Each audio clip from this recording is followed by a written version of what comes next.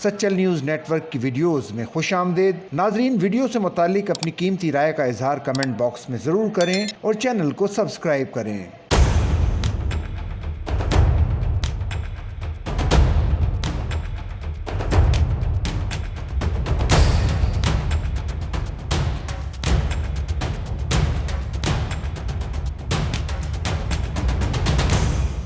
Hyderabad police ने संगीन वारदातों में मुलव्विस 4 मुल्जिमान को गिरफ्तार करके उनके कब्जे से लूटी गई लाखों रुपए की रकम, असलहा और गोलियां बरामद कर ली। एसपी हेडक्वार्टर इफ्तिखार अहमद ने पुलिस हेडक्वार्टर में मीडिया से बातचीत करते हुए बताया कि गिरफ्तार मुल्जिमान ने 16 फरवरी को नसीम नगर कासिमाबाद में वारदात में 6 लाख रुपए से जायद की रकम लूटी थी, जबकि दूसरी वारदात 8 अप्रैल को कासिमाबाद में की गई थी, जिसमें 40 लाख रुपए की रकम लूटी गई।